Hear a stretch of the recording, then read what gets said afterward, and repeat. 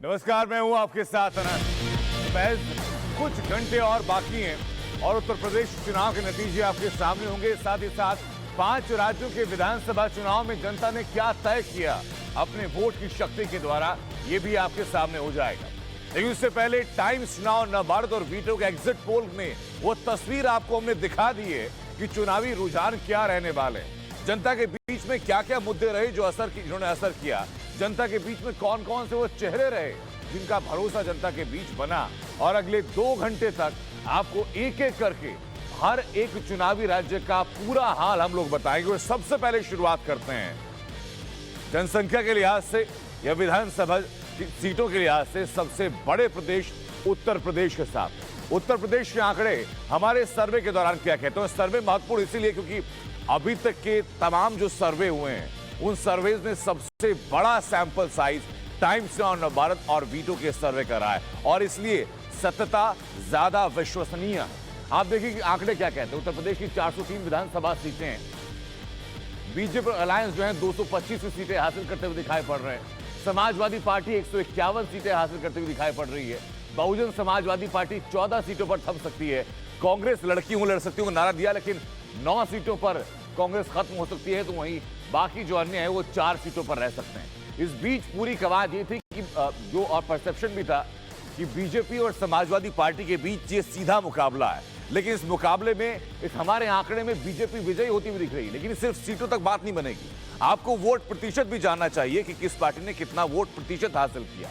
आप देखिए कि बीजेपी को 39.39 यानी तकरीबन 39.4% वोट हासिल हुआ है।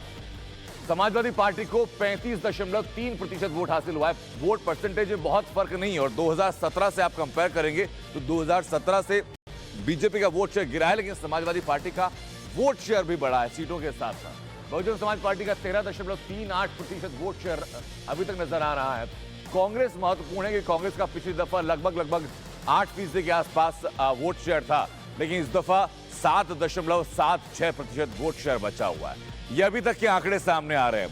अब इन आंकड़ों पर आधिकारिक मोहर 10 तारीख को लगनी शुरू हो जाएगी और 10 तारीख दोपहर होते होते टाइम्स नाउ, नवभारत और वीटो का जो सर्वे आपके सामने है, इसकी सत्यता कितनी है ये आपके सामने चीज होंगी। लेकिन हम बार बार दोहरा रहे हैं कि ये अभी तक का हमारा अनुमान है और अनुमान प्रमाणित हम इसलिए कह रहे हैं क्योंकि सैंपल साइज बड़ा है। लोगों से ज्यादा लोगों से बात की गई और ना सिर्फ बात की गई लोगों के घर जाकर के, उनके पास जाकर के, बल्कि अलग अलग डिजिटल माध्यम से भी लोगों के अलग अलग फीडबैक्स लिए गए। सोशल मीडिया पर अलग अलग पार्टी को लेकर के, अलग अलग नेताओं को लेकर के या मुद्दों को लेकर के लोगों की जो प्रतिक्रिया रही है उसको भी एनालिसिस करके उसके बाद ये वोट प्रतिशत तैयार किया गया। उसके बाद ये रिजल्ट तैयार किया गया है जो कि आधिकारिक तौर पर 10 तारीख को सामने आ भी जाएगा। उत्तर प्रदेश के साथ साथ बात उत्तराखंड की भी होगी, बात मणिपुर की भी होगी, बात पंजाब की भी होगी। हर एक चुनावी राज्य की बात लगातार होगी। लेकिन इसी बीच उत्तर प्रदेश के इन्हीं आंकड़ों को लेकर के हमारे साथ कुछ खास मेहमान जुड़ चुके हैं, उनका तारुफ कराते हैं। हमारे साथ बीजेपी से अनिला सिंह इस वक्त जुड़ चुकी हैं, हमारे साथ सुधीर दुबे हैं समाजवादी पार्टी से, हमारे साथ आर राजगोपालन है, वरिष्ठ पत्रकार हैं, और साथ ही साथ हमारे साथ प्रेम कुमार जुड़ चुके हैं, राजनीतिक विश्लेषक है। सर, बहुत स्वागत आप सभी लोगों का। शुरुआत मनीला जी आपसे करूंगा कि आपने कहा जरूर कि भाई 300 के पार सीटें रहेंगी, लेकिन हमारा जो आंकड़ा कह रहा है वो आपको 200 के इर्द गिर्द समेट रहा है। मेरी सबको राम राम। और आज जो है वो अंतर्राष्ट्रीय महिला दिवस है, तो इस मौके पे मैं आपके चैनल के माध्यम से जो महिला शक्ति है या महिला शक्ति से जुड़े हुए जितने भी व्यक्ति होते हैं परिवार में, समाज में, मैं ढेर सारी शुभकामनाएं देती हूँ। जिस प्रकार से भारतीय जनता पार्टी महिलाओं की सुरक्षा और सशक्तिकरण के लिए निरंतर कार्य करती आ रही है, उसी प्रकार से करती रहे, हमें इतनी शक्ति दे ईश्वर। क्योंकि भारत की जो महिलाएं हैं उन्होंने बहुत नाम रोशन किया है और भविष्य में भी इसी प्रकार से करती रहे। देखिए, मैं फिर भी यही कहूंगी कि 300 पार होगी भारतीय जनता पार्टी की सीटें उत्तर प्रदेश में, क्योंकि ये ऐसे नहीं है कि मैं भारतीय जनता पार्टी की कार्यकर्ता हूँ या मैं भारतीय जनता पार्टी की प्रवक्ता हूँ, इस आधार पर मैं बोल रही हूँ, परंतु निरंतर जो कार्य किया है 5 वर्षों में, एनसीआरबी के आंकड़े अपने आप में सिद्ध करते हैं कि अपराध में कमी आई है। महिलाएं जिस प्रकार से हमारे साथ खड़ी हुई हैं, अपने आप में सिद्ध करता है कि नहीं, महिलाओं के सशक्तिकरण और सुरक्षा के लिए कार्य किए गए तो वो सिद्ध हुए हैं। लाभार्थी बता रहे हैं, अपने मुंह से बता रहे हैं कि भाई किस प्रकार से, चाहे वो अनाज हो, चाहे वो घर हो, चाहे वो शौचालय हो, चाहे वो दवाइयां हो, चाहे किसी भी रूप में सरकार की मदद चाहिए वो उनको मिली है। हमने जाति नहीं देखी, हमने धर्म नहीं देखा, हमने ये देखा कि कौन क्या डिजर्व कर रहा है। शीला एंड जी, ये सीटें घटती हुई नजर क्यों आ रही हैं? सोसाइटी, ऑल सेक्टर्स, एमएसएमई में आज हम सबसे अच्छा क्यों कर रहे हैं? अर्थव्यवस्था हमारी दुगनी क्यों हो चुकी है? हाँ। लेबर लॉस को हमने पूरा ओवरऑल क्यों इसमें कर तो दिया कई है? सारे कॉन्ट्रडिक्शन, जो अर्थव्यवस्था की प्रदेश की बात करें, कई सारे कॉन्ट्रडिक्शन है कि प्रदेश पर कर्ज बढ़ा है, प्रति व्यक्ति आय घटी है पिछले 3 सालों के दौरान, और कोविड से पहले भी बेरोजगारी जो दर थी वो लगभग 7% के आसपास रही थी। लेकिन ये वो मुद्दे हैं जो मुझे नहीं लगता कि एक आम, पहले से कम हुआ कि नहीं हुआ? नहीं, ये वो मुद्दे, पहले से आय बढ़ी कि नहीं बढ़ी?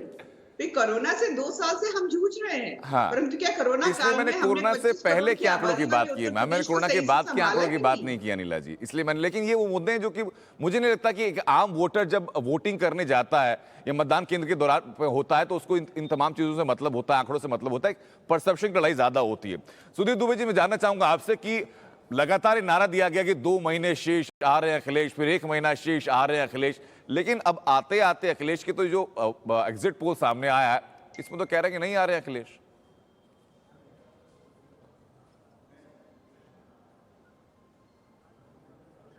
सबसे पहले तो मैं टाइम्स नाउ नवभारत का बहुत बहुत धन्यवाद करता हूं कि आपने जो आंकड़े दिए हैं, बिल्कुल ऐसा लग रहा है कि आपने जो है चुनाव के नतीजे घोषित कर दिए हैं।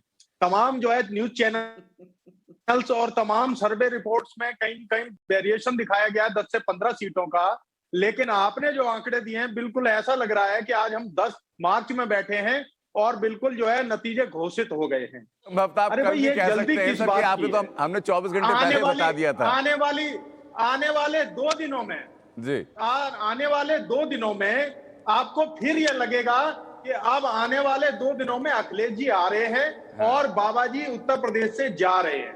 हाँ। आपसे बिल्कुल कहना चाहता हूं स्पष्ट कि उत्तर प्रदेश के अंदर जो इस बार चुनाव हुआ है वो जनता ने इतना साइलेंट होकर के मतदान किया है। बेरोजगारी के भ्रष्टाचार के ऊपर, किसानों की दुर्दशा के ऊपर सबसे बड़ा मुद्दा जो उठाया है पिछले 5 सालों में, किसान अपने घरों पे नहीं सो पाया, तो ये बहुत बड़ा मुद्दा था। और इस बार उत्तर प्रदेश की जनता ने इन्हीं सारे मुद्दों पर मतदान किया है। आप बिल्कुल देख लेना 10 तारीख को कि भारतीय जनता पार्टी का उत्तर प्रदेश से बिल्कुल सफाया होने जा रहा है। और ये कहीं ना कहीं ये सर्वे, मैं कहता हूं, ये भारतीय जनता पार्टी से प्रेरित है और ये मनगढ़ंत सर्वे है, इसका कोई आधार नहीं है, इसमें कोई सच्चाई नहीं है। आंकड़े बिल्कुल उलट होंगे। 48 घंटे का वक्त बचा है, अब आप चाहे आरोप लगा लीजिए, आरोप और किसी का जोर तो है नहीं। लेकिन राजगोपालन साहब, मैं जानना चाहूंगा आपसे कि लोगों के बीच में कई मुद्दे रहे थे, बेरोजगारी का जैसा जिक्र लगातार हुआ है, क्या युवाओं के बीच में चुनाव के वक्त बेरोजगारी का मुद्दा वोटिंग को लेकर के हुआ कि नहीं हुआ? किसान आंदोलन का फर्क पश्चिमी उत्तर प्रदेश में हुआ कि नहीं हुआ? और उसके अलावा जो किसानों की समस्याएं थी, महिलाओं के प्रति बीजेपी ने कहा कि भाई अपराध बहुत कम हुआ है, ये मुद्दे क्या चुनाव के बीच में स्थापित कर पाए अपने आप को? नहीं, ये तो आपको आकलन दिखा रहे हैं जी। दूसरी चीज है भैया, आप निश्चित रूप से देखिएगा वुमेन वोटर्स, आज तो वुमेन्स डे है, वुमेन वोटर्स का कम से कम ट्रिपल तलाक में मुस्लिम वुमेन है, इतना खुशी हुई है, इतना खुशी हुई, इसीलिए तो उसको अधिक परिणाम मिला है नरेंद्र मोदी साहब का, नरेंद्र मोदी का, योगी डबल इंजन सरकार का। दूसरी चीज है, मुझे लगता है सब लोग ये भूल गया है। अभी दुबे साहब ने अच्छा वर्णन किया है, वो मार्च 10 तारीख में नहीं बैठे हैं, मार्च 10 2026 में भी यही आंकड़ा आने वाले हैं, 5 साल को बाद भी ये दुबे साहब आप सोच लीजिएगा, क्योंकि आपका सरकार का जो आपका गुंडा राज, परिवारवाद आम जनता को बीच में गहरे से पहुंच गया है। ये परिवारवाद का पब्लिसिटी नरेंद्र मोदी ने कांग्रेस का कितना किया है ना जी, ये चीज मैंने तो बीच में नहीं बोला दुबे साहब। पंडित जी आप सुन दो, मुझे तो सुन लो, क्यों इतना घबराए हैं? 2 दिन है और खत्म हो जाएंगे समाजवादी पार्टी, डोंट वरी। क्योंकि मुझे लगता है भैया ये गन्ना जिन्ना योगी को ऊपर गाली देना है, पार्लियामेंट को स्थगित करना है, अभी ये सारा चीज अखिलेश यादव का जो रणनीति रहा वो गलत रहा। दूसरी चीज है, दुबे साहब आप एक चीज मुझे आंसर कर लीजिए, अखिलेश यादव अभी जीतेंगे तो एमएलए का करहल में, वो एमपी का इस्तीफा दे देगा, नहीं तो एमएलए का इस्तीफा दे देगा। ये उनको दुविधा है आपको बीच में। ये सारा बिना सोच के पहले 10 दिन क्यों घबरा रहे थे, मैं कंटेस्ट नहीं करूंगा, ये नहीं कहूंगा, फिर शिवपाल यादव क्यों आया आपके साथ? ये सारा चीज परिवार में गौरी अंतर विरोध है। दूसरी चीज है भैया, लेकिन शिवपाल यादव अगर आए भी तो सर जसवंत नगर सीट के अलावा कहीं और कुछ बात बनती हुई दिखाई पड़ी नहीं थी। मैं दुबे जी आपके पास इल्ले हो गया उधर उसके अलावा कोई और बात बनी। दुबे जी मैं वापस लौट रहा हूं, लेकिन मुझे बताइए प्रेम कुमार साहब कि बीजेपी कह रही है कि भाई एक एमवाई समीकरण थी जो पहले समाजवादी पार्टी के पास थी, मुस्लिम और यादव, और एक एमवाई समीकरण है जो बीजेपी के पास है, वो महिला और यूथ। आप मानते हैं कि महिलाओं ने और यूथ ने ज्यादा साथ दिया चुनाव में? मोदी योगी भी है एमवाई।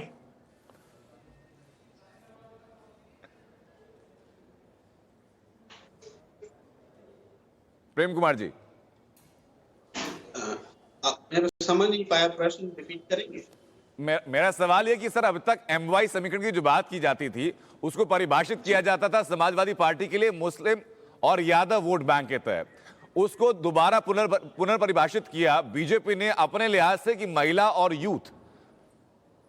जी जी जी देखिए, निश्चित रूप से ये नरेंद्र मोदी के नेतृत्व वाली पार्टी ने इसको परिभाषित करने की कोशिश की है जी। और लेकिन इसके बावजूद मैं कहूंगा कि देखिए ये जो भी एग्जिट हैं वो एक दो सवाल का जवाब नहीं दे पा रहे हैं कि पिछले चुनाव में 1.26% का 1.2% का टर्नआउट ज्यादा हुआ था उत्तर प्रदेश में, तो भारतीय जनता पार्टी को 265 सीटें बढ़ गई थी। जो अभी का फिगर है त्यागी जी 225 आप जो दे रहे हैं उससे कहीं ज्यादा 265 सीटें बढ़ी थी, क्योंकि टर्नआउट 1.2% बढ़ा था।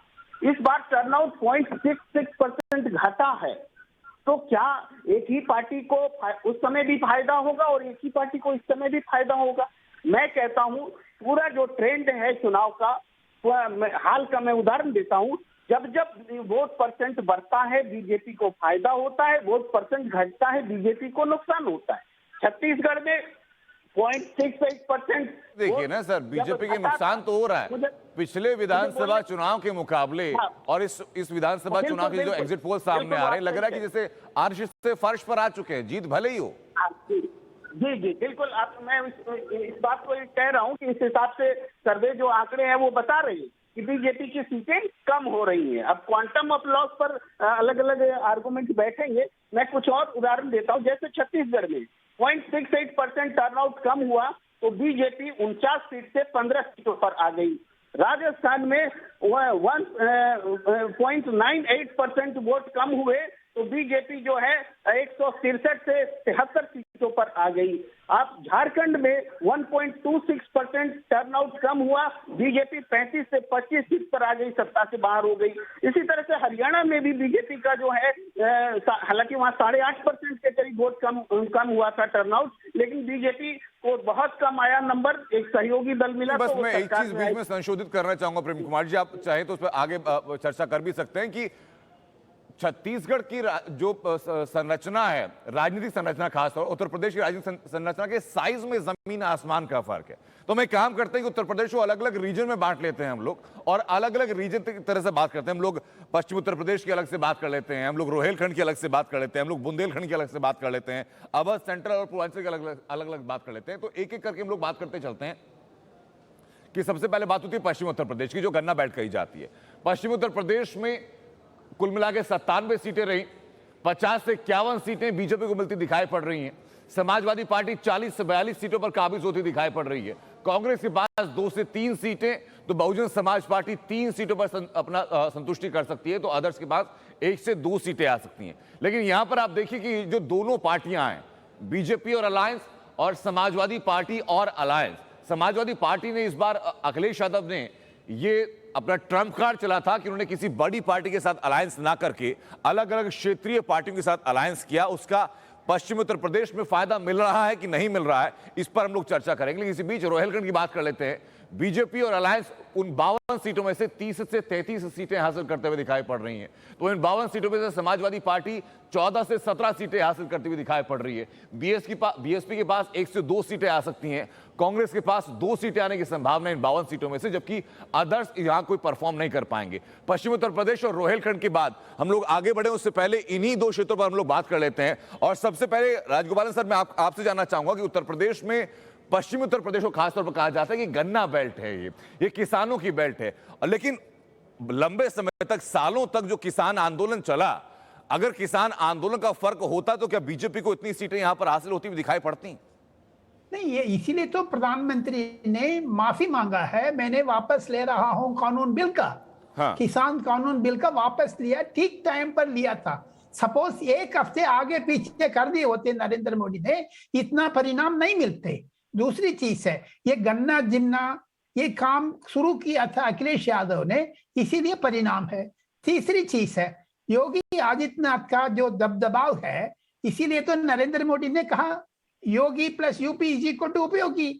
तीसरा है, अमित शाह साहब ने शुरू से कह दिया है, आरएलडी लीडर जयंत चौधरी का, भैया आपने तो अजीत सिंह साहब का तो देहांत हो गया, आप क्यों अखिलेश यादव के साथ जा रहे, मेरा पास आ जाओ। उन्होंने निमंत्रण दिया है, उसको छोड़ दिया। लेकिन गन्ना बेल्ट में जाट लोग अधिक से नरेंद्र मोदी का वायदा में विश्वास रखते हुए वोट दिया है। उस जगह पर जाट वोट कम से कम 30 से 40% बीजेपी को पास गया है, आरएलडी को छोड़ दिया है। क्योंकि बिल्कुल सर, मेरा यही सवाल आपसे होने वाला था कि रालोद का इसमें रोल कहां रहा है। लेकिन प्रेम कुमार जी, मैं जानना चाहूंगा आपसे कि सर बताइए जरा कि अगर किसान आंदोलन इतना इंपैक्टफुल था तो पश्चिमी उत्तर प्रदेश में असर क्यों नहीं दिखाई पड़ रहा है? और जो जाटलैंड कहा जाता है, वहां पर भी रालोद बहुत बेहतर प्रदर्शन नहीं कर रही है। देखिए त्यागी जी, ये ऐसा नहीं, असर तो आपके आंकड़े में भी दिख रहा है। हाँ। मैं फिर से परसेंटेज पर आता हूँ।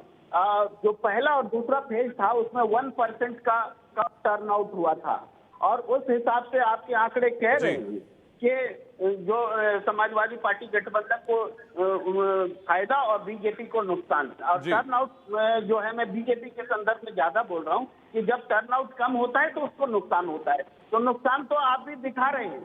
अब क्वांटम ऑफ लॉस जो है, उस पर जो भी फर्क है वो 10 मार्च को पता चलेगा कि एग्जैक्ट क्या होता है। लेकिन एक दो बात हम ये कहना चाहते हैं, राजगोपालन जी भी वो सारी बातें कह रहे हैं जो इस एग्जिट पोल के आधार पर जीतने वाली पार्टी के लिए कहा जा सकता है।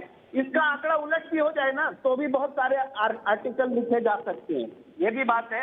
हम ये कह रहे हैं कि लाभार्थी जो उत्तर प्रदेश के पंचायत चुनाव में क्यों नहीं काम आया, बंगाल में क्या लाभार्थी नहीं थे? तो ये सारे सवाल हैं। ऐसा नहीं कि लाभार्थी क्या उससे पहले नहीं थे। तो ये जो है एक परसेप्शन क्रिएट किया गया है, चुनाव जीतने के लिए किया जाता है, ये मैं कह रहा हूं। ठीक है राजगोपाल जी,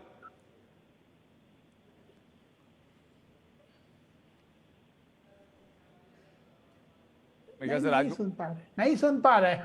मैं वापस आपके पास लौट रहा हूं सर, फिर आप तक शायद मिल गया। जी, मैं वही कह रहा हूं।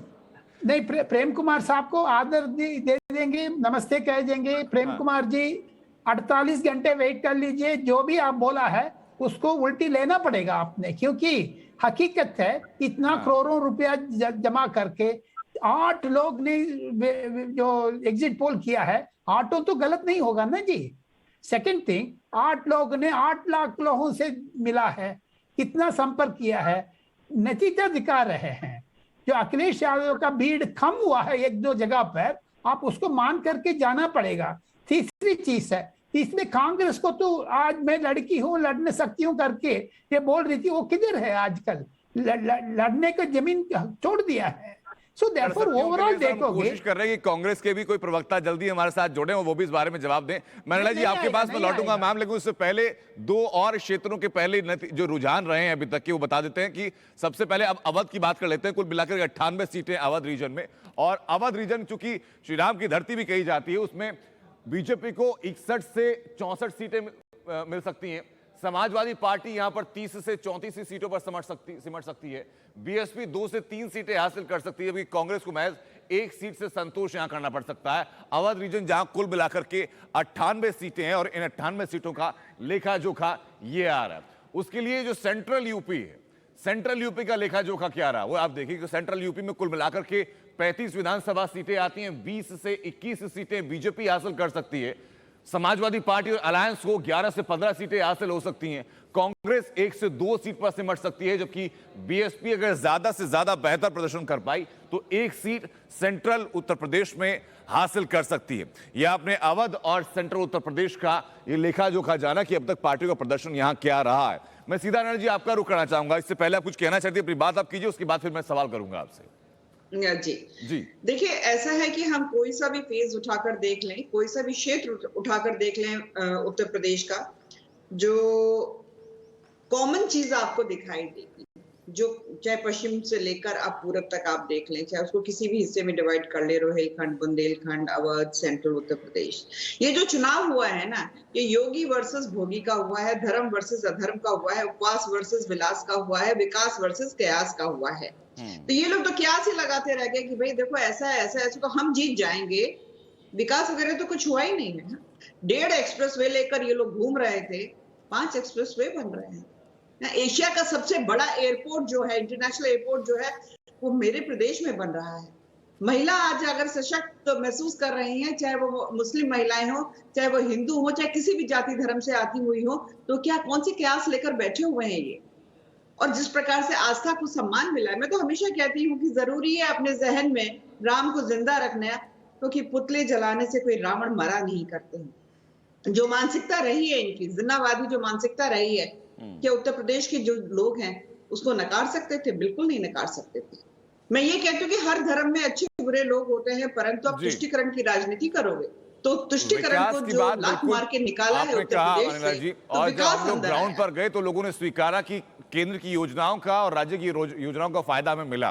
लेकिन इसी बीच एक तथ्य यह भी सामने आता है कि उत्तर प्रदेश में साल दर साल जो कर्ज है वो लगातार बढ़ा है, प्रति व्यक्ति आय जो है वो लगातार घटी है। और ये कोविड के पहले की हम लोग बात कर रहे हैं, प्रति व्यक्ति आय की नहीं। प्रति व्यक्ति आय क्या आप कोरोना काल से पहले की बात कर रहे हैं या कोरोना काल के बाद की बात? जी, अगर आप जो देखिए, योगी आदित्यनाथ जी ने भी अपने एक इंटरव्यू में बहुत ही स्पष्ट तरीके से बताया था कि किस प्रकार से पहले से अगर हम कंपैरेटिव एनालिसिस करते हैं तो किस प्रकार से उत्तर प्रदेश में पर कैपिटा इनकम जो है पहले से इंप्रूव हुई है, पहले से इंप्रूव हुई है। जब नेचुरली जब आपकी इकोनॉमी जो है वो डबल होती है, तो ऐसा तो है नहीं कि इकोनॉमी डबल हो रही है तो ये कोई फेक फिगर्स हैं या हाइपोथेटिकल फिगर्स हैं। ठीक है, तो अलग-अलग जो आंकड़ों के साथ ही मैं आपके पास लौट जा रहा हूं। मैं सुधीर जी आपके पास आऊंगा, उससे पहले पूर्वांचल का रिकॉर्ड क्या कहता है ये दर्शकों को बता देता है कि पूर्वांचल में बीजेपी ने 36.5% वोट शेयर हासिल किया है। ये सिर्फ पूर्वांचल की बात है और वोट प्रतिशत जानना आपके लिए जरूरी है। समाजवादी पार्टी ने बेहतर प्रदर्शन किया, 35.5%। पूर्वांचल में 0.5% का लगभग फर्क रहा है बीजेपी और समाजवादी पार्टी के बीच में। उसके अलावा मायावती की बात कीजिए, बीएसपी की बात कीजिए, 15.5% वोट शेयर रहा बीएसपी का पूर्वांचल के क्षेत्र में। प्रियंका गांधी वाड्रा ने कांग्रेस को लीड किया पूरे चुनाव के दौरान, 8% वोट उनको हासिल होता हुआ दिखाई पड़ रहा है पूर्वांचल के चुनाव में। उसके अलावा अन्य की बात कीजिए तो अन्य के पास भी एक मेजर काउंट है, क्योंकि आप देखिए कांग्रेस और अन्य में के वोट प्रतिशत में सिर्फ 3% का फर्क है। हालांकि चुनाव के लिहाज से बेहतर है, लेकिन एक राष्ट्रीय पार्टी और एक अन्य दल है, उन दोनों के कद में अगर आप वोट प्रतिशत के आधार पर अंतर नजर करते हैं तो 3% का अंतर बहुत बड़ा अंतर नहीं है।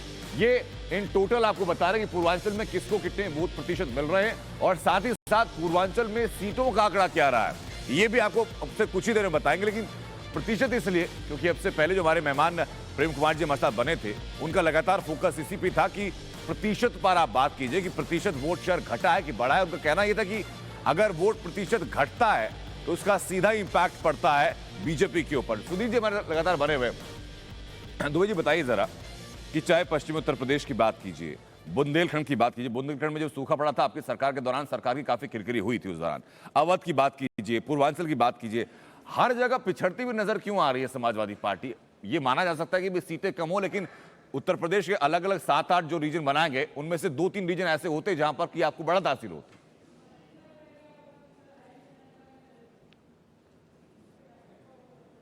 आवाज आ रही है सर?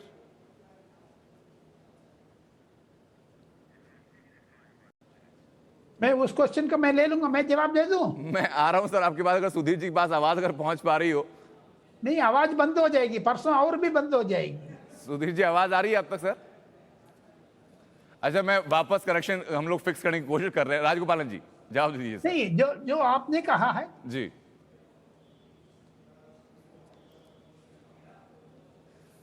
बोलो भैया। आपकी आवाज बीच में क्रैक हुई सर। अपनी बात अगर आप दोहरा पाए एक बार। जी,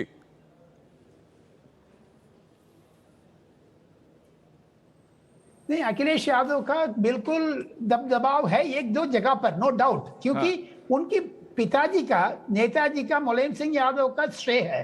मुलायम सिंह यादव श्रेय के ये छाया में ये बीच में फंसा हुआ है। लेकिन आने वाले दिन में देखिएगा, आरएलडी, राष्ट्रीय लोकदल, जयंत चौधरी से उन्होंने हाथ मिलाया है, वो गलत निकला है, क्योंकि उधर बहुत टूट पड़ गया है। सेकंड थिंग, ये मौर्य साहब को लिया, ये तो पूर्वांचल से मैं हट करके बोल रहा हूं, ये मौर्य साहब से हाथ मिलाया, वो भी नेगेटिव गया समाजवादी पार्टी से। देयरफॉर अखिलेश यादव को स्ट्रैटेजी गलत निकला है। ये इधर पूर्वांचल में भी जो परसेंटेज, 1% बीच में, लेकिन सीट का फर्क पड़ेगा, देखते जाइए, वोटिंग नहीं होता सर, है। मेरा कहना यह है कि जो 2017 में समाजवादी पार्टी लगभग राजनीतिक हाशिए पर पहुंच रही थी, अगर वो आज की तारीख में 155-160 सीटें हासिल करती हुई नजर आ रही है, तो क्या कमबैक नहीं देखेंगे आप इसको? और हो सकता है कि जो अलग अलग छोटे क्षेत्रीय दलों के साथ जो अलायंस किया गया, उसका असर पड़ा हो। ये सुनिए, ये चुनाव में ऊपर नीचे तो होते रहता है, अप एंड डाउन होगा, जरूर होगा, क्योंकि सफाई तो नहीं हुआ कांग्रेस की तरह, मायावती की तरह सफाई तो नहीं हुआ ना Akhilesh. Akhilesh is a force. 2024 में अखिलेश अच्छा करना तो कांग्रेस से हाथ नहीं मिलाना है, आरएलडी से हाथ नहीं मिलाना है, शिवपाल यादव से हाथ नहीं मिलाना है, अकेले लड़ोगे, कम से कम 5 सीट मिल जाएगी आपको। हाँ, ठीक है सर। इसी पर मैं सुधीर जी से रिएक्शन चाहूंगा, लेकिन उससे पहले जो अभी तक की वीआईपी सीट्स जो हैं सर उत्तर प्रदेश में, उन वीआईपी सीट्स का जिक्र कर लेते हैं कि वीआईपी सीट्स कौन कौन सी रही हैं, कौन कौन सी सीट्स को चिन्हित किया गया और उसके अलावा क्या उसका नतीजा निकल आ रहा है। स्वयं प्रसाद मौर्य की जो सीट है, एन वक्त पर बीजेपी का दामन छोड़ा, फाजिलनगर सीट है, सुरेंद्र कुशवाहा वहां से बीजेपी से लड़ रहे हैं, उनके सामने है स्वयं प्रसाद मौर्य, जो कि हारते हुए फिलहाल नजर आ रहे हैं। जो चांसेस हैं वो बता रहे हैं आपको कि 38 से 41% का वोट शेयर सुरेंद्र कुमार कुशवाहा हासिल कर सकते हैं, जबकि स्वयं प्रसाद मौर्य 31 से 35% का वोट शेयर हासिल कर सकते हैं। स्वयं प्रसाद मौर्य के जाने के बाद ही कहा जा रहा था कि बीजेपी को स्वयं प्रसाद मौर्य के जाने का एक बड़ा वोटों के तौर पर नुकसान उठाना पड़ सकता है। अब अगली विधानसभा सीट की बात करते हैं, फाजिलनगर के बाद, जहां पर सुरेंद्र कुमार कुशवाहा और स्वयं प्रसाद मौर्य के बीच में यह द्वंद्व था। अगली बात करते हैं, गोरखपुर की बात करते हैं। गोरखपुर शहरी क्षेत्र की बात कीजिए तो बीजेपी की तरफ से जो मेन चेहरा वहां पर है वो योगी आदित्यनाथ है, तो वहीं चंद्रशेखर आजाद सामने थे। लगभग 54 से 59% लोग ये मानकर चल रहे हैं कि गोरखपुर में शहरी क्षेत्र में योगी आदित्यनाथ जीत दर्ज करेंगे ही करेंगे, जबकि उनको चुनौती देते हुए चंद्रशेखर आजाद जो सामने खड़े हुए थे आकर के, उनके वोट प्रतिशत का किसी को अंदाजा भी नहीं कि उनको वोट हासिल होंगे, नहीं होंगे, या होंगे तो वो कितने निम्न स्तर पर जा सकते हैं। ये फिलहाल का आंकड़ा है। गोरखपुर के बारे में कहा जरूर गया था कि भाई गोरखपुर हाई प्रोफाइल सीट है और हम लोग गोरखपुर को बचाना है या गोरखपुर को हराना है, तो यहां पर नतीजे सामने। अब आप इलाहाबाद पश्चिम की बात कीजिए, दो ये सीट अहम इसलिए हो जाती है क्योंकि उत्तर प्रदेश सरकार में मंत्री सिद्धार्थनाथ सिंह की ये सीट है और यहीं से वो चुनाव लड़ भी रहे हैं। उनके सामने ऋचा शर्मा है समाजवादी पार्टी से, लेकिन यहां पर जो जीत का प्रतिशत है वो सिद्धार्थनाथ सिंह की तरफ झुकता हुआ दिखाई पड़ रहा है। ये 3 सीटें आपको बता दी कि 3 सीटों में अब तक का आंकड़ा क्या क्या रहने वाला है। अभी चौथी सीट बात कीजिए, करल की सीट सबसे महत्वपूर्ण सीट, वो इसीलिए भी क्योंकि अखिलेश यादव और एसपी बघेल, इन दोनों का जो नाता है वो सिर्फ यहां तक नहीं है कि दोनों इस चुनाव में प्रतिद्वंदी हैं, बल्कि एसपी सिंह बघेल कभी मुलायम सिंह यादव के पर्सनल सिक्योरिटी ऑफिसर भी हुआ करते थे।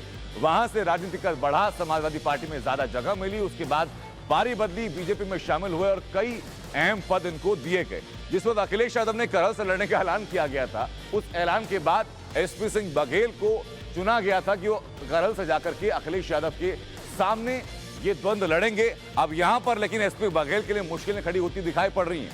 अखिलेश यादव करल की सीट से साफ तौर पर जीते हुए दिखाई पड़ रहे। करल जो है वो समाजवादी पार्टी सरकार की, या कहा जाए कि मुलायम परिवार की एक मजबूत पृष्ठभूमि रही भी है, उस बारे में चर्चा करेंगे। लेकिन इसी बीच फर्रुखाबाद की बात कीजिए, मेजर सुनील दत्त द्विवेदी बीजेपी की तरफ से यहां पर लड़ रहे हैं तो लुइस खुर्शीद कांग्रेस की तरफ से लड़ रही हैं, सलमान खुर्शीद की धर्मपत्नी है। लेकिन वोट प्रतिशत में आप अंतर देखिए दोनों के। जीत के लिए जो वोट प्रतिशत मेजर सुनील द्विवेदी को दिखाई पड़ रहा है वो 34 से 38%, और उसके बाद लुइस खुर्शीद 12 से 18% पर सिमटती हुई नजर आ रही है। हाई प्रोफाइल सीट थी क्योंकि तमाम बड़े चेहरे अलग अलग पार्टियों के इन सीटों पर विधानसभा चुनाव में सामने थे। ये एक सीट हुई। अब हमारे साथ सुधीर दुबे और अनिला सिंह लगातार बनी हुई है। अनिला जी, मैं आपके पास ना उससे पहले दुबे साहब बता दीजिए जरा, जो मेरा सवाल पहले था आपसे कि अलग अलग रीजन की हम लोग जब बात करते हैं, कोई एक रीजन तो हम लोग ऐसा दिखाई पड़ता कि भाई अखिलेश यादव को यहाँ पकड़ और मजबूत हुई है या बीजेपी कहीं पीछे है उस रीजन में, उस क्षेत्र में? देखिए, सबसे पहले तो हम सब लोगों को ये ध्यान में रखना चाहिए कि ये केवल जो है एग्जिट पोल है, ये एग्जैक्ट पोल नहीं है। तो मैं आपको ये कहना चाहता हूं कि अगर पिछले चुनाव को देखा जाए तो समाजवादी पार्टी का वोट शेयर बहुत ज्यादा बढ़ा है। अगर आपके सर्वे की बात कर लें तो पिछले चुनाव से इस चुनाव में समाजवादी पार्टी का वोट शेयर कितना बढ़ा है और भारतीय जनता पार्टी का वोट शेयर घटा है। हाँ। दूसरी बात, राजगोपालन जी की बात को मैं एक बार जवाब देना चाहता हूं, मुझे सिर्फ 30 सेकंड का समय दीजिएगा जी। कि जो ये भारतीय जनता पार्टी का चश्मा लगा करके बैठे हैं, मैं इनके ध्यान में दो चीजें दिलाना चाहता हूं। इनको शिवपाल जी नजर आते हैं, लेकिन इनको जो डिप्टी सीएम और सीएम के बीच में जो मतभेद है, जो खींचातानी उत्तर प्रदेश के अंदर हुई है, दिल्ली की भारतीय जनता पार्टी और उत्तर प्रदेश की भारतीय जनता पार्टी के बीच में जो मतभेद है वो इनको दिखाई नहीं देते। दूसरी बात, जो इन्होंने जो ये आरोप लगाया कि इससे अलायंस किया तो नुकसान हुआ, इससे अलायंस किया तो नुकसान हुआ, अरे भाई नतीजे तो आ जाने दीजिए, नतीजे के बाद हालांकि राजगोपालन जी सर इस वक्त पैनल में है नहीं, उनका कनेक्शन डिसेबल इस वक्त दिखाई पड़ रहा है, नतीजे तो आने दीजिए। लेकिन लोगों के जहन में सुधीर जी सवाल ये भी उठा कि जब चाचा और भतीजे में संवाद हुआ, जब चाचा और भतीजे में समझौता हुआ, सिर्फ जसवंत नगर पर ही ऐसा सिमट क्यों की चीजें? समझने वाली बात यह है कि 2 दर्जन से ज्यादा भारतीय जनता पार्टी के नेता समाजवादी पार्टी को ज्वाइन करते हैं। मैं वापस आपके पास लौट रहा हूं सर, लेकिन इस वक्त करल से बीजेपी प्रत्याशी एसपी बघेल हमारे साथ जुड़ चुके हैं फोन लाइन के जरिए। बघेल साहब, एग्जिट पोल तो सामने है और एग्जिट पोल बता रहे हैं कि बीजेपी जीत दर्ज कर रही है, लेकिन करहल में बीजेपी के लिए सिचुएशन बहुत बेहतर नजर नहीं आ रही है। कोई बात नहीं है, बीजेपी की सरकार बन रही है, ये हमारे लिए बहुत अच्छी बात है। बीजेपी की सरकार बनना और मेरा चुनाव जीतना दोनों बराबरी चीजें हैं, ठीक है। तो इसका मतलब है उत्तर प्रदेश की जनता ने केंद्र सरकार की लोक कल्याणकारी योजनाएं, राज्य सरकार की योजनाओं को और खासतौर से उत्तर प्रदेश का जो लॉ एंड ऑर्डर है उससे खुश होकर के, और सुरक्षा और खासतौर से जो 19 महीने से 5 किलो गेहूं और चावल जो है निःशुल्क मिल रहा था, इन सब चीजों से जो है यहाँ पर उत्तर प्रदेश में बूथ अध्यक्ष से राष्ट्रीय अध्यक्ष ने जो परिश्रम की पराकाष्ठा की है, उसके पसीने से कमल खिलेगा जी। लेकिन अगर बीजेपी करहल में बेहतर प्रदर्शन सर नहीं कर रही है तो इसके पीछे आप मानते हैं कि चुनाव प्रचार में या प्लानिंग में कुछ कमी रही, या यादव परिवार का सिक्का इतना मजबूत था कि उसको तोड़ने में मशक्कत कुछ और ज्यादा करनी पड़ती? समाजवादी पार्टी के राष्ट्रीय अध्यक्ष ने जब अपनी मनपसंद सीट को चुना है सर, उससे सीट को, लेकिन 4-5 चीजें हैं जो उनको परेशान करने की या उनके हारने की या उनके फंसे होने को परिलक्षित कर रही है।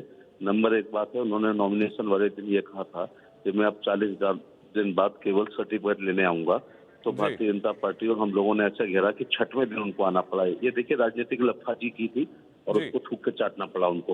दोबारा फिर और तमाशा हो गया कि 17 तारीख को पुनः उनको आना पड़ा और साथ में अपने वृद्ध एवं बीमार पिता श्री मुलायम सिंह यादव जी को लाना पड़ा। ये इस बात का प्रतीक है कि वो 1.5 लाख का जो दावा कर रहे थे वो नहीं हुआ। तीसरी बात ये, उन्होंने कहा था कार्यकर्ता चुनाव लड़ेगा, तो कार्यकर्ता की जगह 3 चुनाव तक मैंने उनके घर के सभी स्टार प्रचारकों को, जिनका नाम श्री रामगोपाल यादव, श्री शिवपाल यादव, श्री अक्षय यादव, श्री धर्मेंद्र यादव, श्री तेज प्रताप यादव है, इनको बांध के रखा। अगर ये 6 लोग 4 विधानसभाएं रोज करते, हेलीकॉप्टर की जनते कमी नहीं, तो 24 विधानसभा रोज करते, 10 दिन में ये 250 माने ये 350 विधानसभाओं पर जाने से मैंने इनको रोका। जब तीसरा राउंड खत्म हो गया, करहल में पोलिंग हो गई, तब मैं भी फ्री हुआ, तब पूरे खानदान को फ्री हुए। तब चौथे राउंड में ये मेरे को वहाँ इलाहाबाद में, प्रयागराज में, कौशाम्बी में वहाँ जाकर के दिखाई पड़े। तो ये इस बात का प्रतीक है कि इलेक्शन फंसा था, डरे हुए थे और 3 पीढ़ियों ने वहाँ पर वोट मांगा है। डिम्पल यादव और अखिलेश यादव जी के बच्चों ने, अखिलेश यादव जी ने। एग्जिट पोल में क्या असर दिखाई पड़ रहा है सर, ये तो आपको बता दिया, क्यों लाना पड़ा? लेकिन मैं जो अभी सुन रहा था, आप शिवपाल के बारे में शिवपाल सिंह के बारे में कुछ चर्चा कर रहे थे। जी। शिवपाल सिंह को एक भी टिकट नहीं मिली। वो हाँ। अच्छा लड़ सकते थे, इसलिए उनको साइकिल पर लड़ा दिया गया। 80 सीटें उन्होंने मांगी, पर 70, 60, 50, 40, 30, 20, 10 होते हुए लास्ट में उनके बच्चे को नहीं मिली और उनके प्रदेश अध्यक्ष को भी नहीं, उनके किसी जिलाध्यक्ष को भी नहीं मिली। जी। उनको जो टिकट मिली है वो टिकट नहीं दी है, उनको एक सीट नहीं दी है।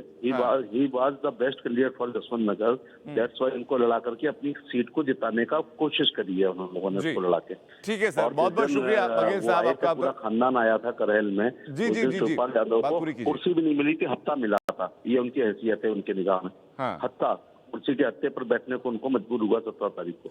वो तस्वीरें सब पूरे चुनाव प्रचार के दौरान काफी प्रचलित हुई भी थी और शायद लोगों के जहन में एक परसेप्शन बनता है इन तस्वीरों का कि अगर परिवार के बीच में मतभेद है तो क्या प्रदेश चलाते वक्त वो मतभेद सामने आएगा कि नहीं आएगा। बहरहाल बहुत बहुत शुक्रिया सर आपका हमसे जुड़ने के लिए। और अब सीधा रुख करते हैं और बताते हैं आपको कि प्रदेश के जो युवा हैं, युवाओं के जहन में इस पूरे चुनाव के दौरान क्या चल रहा था, युवाओं की पसंद क्या है और युवाओं की नापसंद क्या है, ये भी आंकड़ों के जरिए आपको बताते हैं। उत्तर प्रदेश में जब युवाओं से बात की हम लोगों ने तो किस पार्टी के ऊपर कितना भरोसा युवाओं ने दिखाया, देखिए सामने कि 55.3% युवा जो रहे वो बीजेपी और अलायंस के साथ नजर आए। समाजवादी पार्टी के साथ 34.2% युवा नजर आए। बहुजन समाज पार्टी के पास काफी कम रहा मामला और 5.3%, जबकि कांग्रेस के पास 4.3% और 0.9% युवा खाली ऐसे रहे जो कि अन्य यानी निर्दलियों के साथ भी खड़े हुए नजर आए। लेकिन युवाओं के बीच में जो जैसा कि बीजेपी ने फॉर्मूला दिया भी था कि हम लोग MY पर काम करते हैं, यानी कि महिलाएं और यूथ, ये दो ऐसे वोट बैंक हैं जो कि हमारे साथ मजबूती से खड़े हुए हैं। और युवाओं के तौर पर खास तौर पर ये आंकड़ा साफ दिखा रहा है कि 55.3% युवा अगर बीजेपी के साथ खड़े हैं तो युवा को लेकर के बीजेपी का दावा ठीक नजर आता है। अब अगर जो अति पिछड़े को आंकड़े हैं वो क्या कहते हैं, अति पिछड़ा वर्ग क्या कहता है, 34.8% जो अति पिछड़ा वर्ग है वो बीजेपी के साथ खड़ा हुआ नजर आता है। समाजवादी पार्टी के साथ 9.2% पिछड़ा वर्ग खड़ा आता है। बीएसपी के साथ पिछड़े वर्ग की ताकत हमेशा से रही है और यहां पर भी नजर आ रही है। 42.8% अति पिछड़ा वर्ग नजर आ रहा है बीएसपी के साथ खड़ा हुआ। उत्तर प्रदेश में अति पिछड़ा वर्ग का वोट बैंक कितना है और कितनी विधानसभा सीटों को सीधा इंपैक्ट करता है आपको ये भी बताएंगे। लेकिन साथ ही साथ कांग्रेस के पास अति पिछड़ा वर्ग 7.4%। उसके बाद महिलाओं की बात कीजिए, महिलाओं में महिलाएं जो हैं बीजेपी की तरफ लगभग 40.4% नजर आ रही हैं। कांग्रेस की तरफ जिसने नारा दिया था कि लड़की हूं लड़ सकती हूं 16.4% कांग्रेस के साथ, तो समाजवादी पार्टी के साथ 31.2% महिलाएं नजर आ रही हैं। बहुजन समाज पार्टी जिसकी की खुद प्रमुख एक महिला है 4.9% महिलाएं उनके साथ, जबकि 7.2% महिलाएं अदर्स के साथ नजर आ रही हैं। यहां पर बीएसपी कहीं पीछे नजर आई है, जबकि बीजेपी बेहतर प्रदर्शन करती हुई कम से कम भरोसे को बीजेपी ने जीता है। और महिलाएं और यूथ जो लगातार हम लोग कह रहे हैं कि ये दोनों फैक्टर्स बीजेपी के पक्ष में नजर आए थे। दोनों खास मेहमान हमारे साथ लगातार बने हुए हैं। सुधीर दुबे जी, ये कहा जाता है कि अखिलेश जब बने थे तो एक युवा मुख्यमंत्री थे, अब भी लगातार ये कहा जाता है कि वो युवा चेहरे हैं, लेकिन युवाओं का साथ अखिलेश यादव के साथ नजर क्यों नहीं आ रहा? निश्चित रूप से उत्तर प्रदेश का युवा माननीय अखिलेश यादव जी के साथ है और ये परिणाम जब आएंगे, जब उत्तर प्रदेश के परिणाम 10 तारीख को आएंगे, तब आप ये निश्चित रूप से जान लीजिएगा कि जो आपने अति पिछड़ा वर्ग के जो आंकड़े दिए हैं वो अति पिछड़ा वर्ग का आंकड़ा आपने बिल्कुल गलत दिया है। अति पिछड़ा वर्ग का सबसे ज्यादा वोट अगर मिल रहा है तो समाजवादी पार्टी को मिल रहा है। और अगर आप यूथ की बात करते हो तो आपने अखिलेश यादव जी के कार्यक्रमों में देखा होगा, उनकी रैलियों में देखा होगा, उनके रोड शो में देखा होगा रैली हमने कि 17 युवा में भी किस देखी तरह थी से सर। माननीय अखिलेश यादव जी के साथ है। मैं ये जवाब भी देना चाहूंगा, एसपी सिंह बघेल जी अभी बोल रहे थे तो आपने देखा उनकी आवाज में कितने डरे हुए थे और उनको अब थूक के चाट लेना चाहिए कि जो तमाम उन्होंने अपने बयानों में पहले ही किया, जैसे करल की सीटें एसपी बघेल हार रहे हैं, आज उन्होंने ये तो हमने उनको सवाल की शुरुआत में बता दिया था। कर ली तो उनको थूक के चाट लेना चाहिए। ये तो उनको हमने बता दिया सर कि एसपी बघेल करल की सीट हार रहे हैं, अखिलेश यादव जीत रहे हैं, लेकिन एसपी बघेल ने ये भी बता दिया कि शिवपाल यादव के साथ जो समझौते रहे उन समझौतों की रूपरेखा किस तरीके से तैयार की गई। पार्टी का हर एक नेता 10 तारीख के बाद अपनी हार स्वीकार कर लेगा। ठीक है, लेकिन अनिल जी आप ये मानकर चल रही हैं कि अगर जो लगभग 80 से 90 सीटों का नुकसान जो बीजेपी को हो रहा है एग्जिट पोल में, उसके पीछे की वजह क्या देख रही हैं आप? देखिए, सबसे पहली बात तो मैं यहाँ पर कहना चाहूंगी, जीत जीत होती है, हाँ, है ना। और मैं फिर ये कहूंगी कि 300 जो है 10 सीट्स प्लस माइनस यही नंबर्स आएंगे भारतीय जनता पार्टी के 10 मार्च को, आप देख लीजिएगा। पर एक चीज सुनिश्चित है, वो ये है कि समाजवादी पार्टी की हार की अर्थी जो है ना, वो उसको कंधा देंगे ओपी राजभर, जयंत चौधरी, दारा सिंह चौहान, स्वामी प्रसाद मौर्य। तो ये चीज पक्की है। जो पार्टी अरे दुबे साहब क्यों परेशान हो रहे? चुनाव हो चुके, इतने विचलित मत होइए। आप भी जो समाजवादी पार्टी की जो हार की अर्थी निकलेगी ना, आप भी पीछे पीछे चलिएगा उसमें। देखिए ऐसा है कि जब राम का नाम इन्होंने खराब किया यहाँ पर कि अयोध्या में कि घोटाला हो रहा है, ये हो रहा है, वो हो रहा है, विंध्य धाम जो है जब उसको उस पर हम काम कर रहे थे वहां पे प्रश्न उठाए, बाबा विश्वनाथ कॉरिडोर पे जब काम हो रहा था उस पर इन लोगों ने प्रश्न उठाए, मथुरा में जब हम आवाज उठा रहे थे उस पर इन्होंने प्रश्न उठाए, भगवान परशुराम जी की मूर्ति इन लोगों ने लगाई और उसका फरसा टूटकर गिरा। उसका अपने आप में अर्थ इनको समझ जाना चाहिए था कि 2022 का चुनाव आप हार रहे हैं, आपकी जीत कहीं नहीं है, जीत को काट दिया। हाँ। उस फरसे ने काट दिया, इनको समझ जाना चाहिए था। आपके पास मैं आ रहा हूं, लेकिन अनिला जी आपके बाईं तरफ एक तस्वीर लगी है और उस तस्वीर की चर्चाएं बहुत थी जिस वक्त तो पहली दफा तस्वीर सामने आई थी। ये कहा गया था कि उत्तर प्रदेश की जीत का फॉर्मूला लगभग तय हो चुका है इसी तस्वीर के सामने, लेकिन एग्जिट पोल में वो परिलक्षित नहीं हो रहा है। नहीं, एग्जिट पोल में नहीं हो रहा, उसका 100% आपको दिखाई दे जाएगा 10 मार्च को। जैसा मैंने कहा ना कि जो फिगर्स जो प्रोजेक्ट किए गए हैं आप देखिएगा उसी के आसपास, जो भारतीय जनता पार्टी की लीडरशिप ने जो फिगर्स प्रोजेक्ट किए उसी के आसपास मिलेगा। और बाईं ओर की जो तस्वीर देख रहे हैं ये तो डबल इंजन को चलाने वाले दो लोग हैं, मोदी साहब और योगी जी। पर मेरे दाएं ओर भी एक तस्वीर है, ये पुस्तक है जो मैंने लिखी थी, सोवरेन शील्ड, किस प्रकार से मोदी जी के रजीम में भारत की महिलाएं जो हैं किस प्रकार से इंडिपेंडेंट और एम्पावर्ड हुई हैं जी। तो मैं सीधी सी बात करती हूँ, देखिए कोई भी लोकतंत्र है, डेमोक्रेसी है, यहाँ पर अपोजिशन का एक बहुत ही इंपॉर्टेंट रोल होता है। परंतु अगर वो अपोजिशन टेकन फॉर ग्रांटेड ले और 4 महीने पहले मर्सिडीज के रथ में निकलकर अब पाइड पाइपर की तरह सोचे कि अब मैंने धुन बजाई है और मेरे पीछे पीछे जो है पूरी उत्तर प्रदेश की जनता निकल आएगी, नहीं, वो जो हुजूम निकलेगा साहब, आपकी हार की अर्थी जब ठीक है ना जी, मैं